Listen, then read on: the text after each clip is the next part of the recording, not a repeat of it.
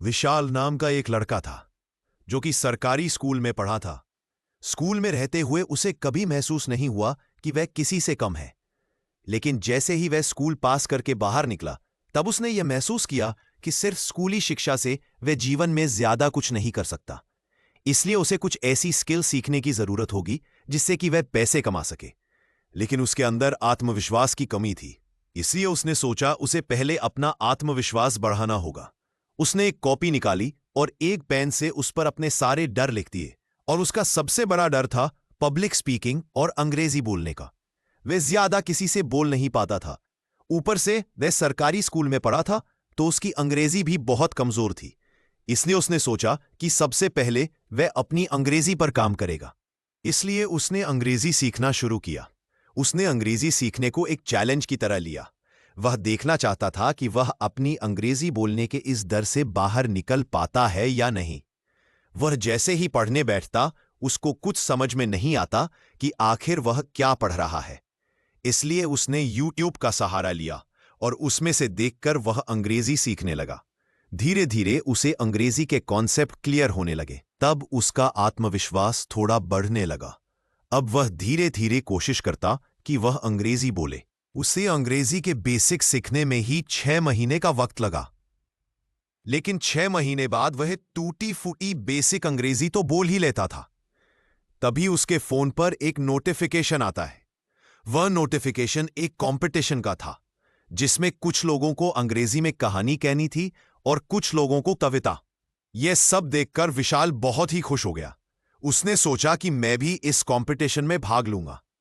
उसे अंदर ही अंदर डर भी लग रहा था कि मेरी अंग्रेजी अभी इतनी भी अच्छी नहीं है कि मैं बाकी लोगों का मुकाबला कर सकूं।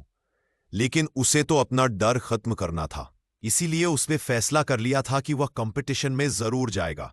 कंपटीशन से एक दिन पहले विशाल को रात भर नींद नहीं आई। वह सोचता रहा कि मैं इस तरीके से बोलूंगा तो लोग इंप्रेस हो जाएंगे। ऐसा सोचते सोचते उसे नींद आ गई। अगले दिन कंपटीशन था। विशाल तैयार हो गया और उस जगह पहुंच गया जहां पर कंपटीशन होना था। सबने आकर अच्छी परफॉर्मेंस दी। उन सबकी परफॉर्मेंस देखकर विशाल बहुत चकित रह गया। उसे डर लग रहा था कि वह स्टेज पर कैसे चढ़ेगा, लेकिन उसने हिम्मत नहीं हारी। आखिर उसका नंबर आ गया और वह स्टेज पर चढ़ा। उसने एक अंग्रेजी कविता लिखी थी जिसे वह पढ़ने वाला था, पर लोगों की भीड़ देखकर विशाल की आवाज लड़खड़ाने लगी। लेकिन उसे जो आता था, गलत सही वह बोलता गया, और उसकी कोशिश को देखते हुए सभी बीच बीच में ताली बजाकर उसका उत्साह बढ़ाने लगे।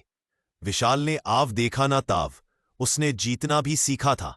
वह बोलता गया, उसने कविता खत्म की, और कविता खत्म होते ही लोगों ने जोरदार तालियां बजाई। तभी एंकर ने स्टेज पर चढ़कर कहा, तुम तो सचमुच बहुत बहादुर हो। तुम्हारी हिम्मत देखकर आज हम सबको सीख मिली है कि हमें जो करना है हमें कर देना चाहिए। कभी भी खुद को कम नहीं समझना चाहिए। विशाल ने अपने लिए कभी भी इतने खूबसूरत शब्द नहीं सुने थे। यह सब सुनकर उसकी आंखें नम हो गईं। उसने लोगों का शुक्रिया किया और स्टेज से उतर गया। विशाल सोचने लगा, एक वह दिन था जब मैंने अपने डर पर जीत हासिल करने की सोची थी, और आज का दिन है जब मैं इसमें कामयाब हो गया हूं। विशाल बहुत खुश था और अब उसके अंदर एक आत्मविश्वास पैदा हो गया था। अब वह और भी सहज तरीके से अपने दूसरे डरों को खत्म करने की कोशिश में जुट गया। इस छोटी सी कहानी से हमें बहुत बड़ी सीख मिलती है।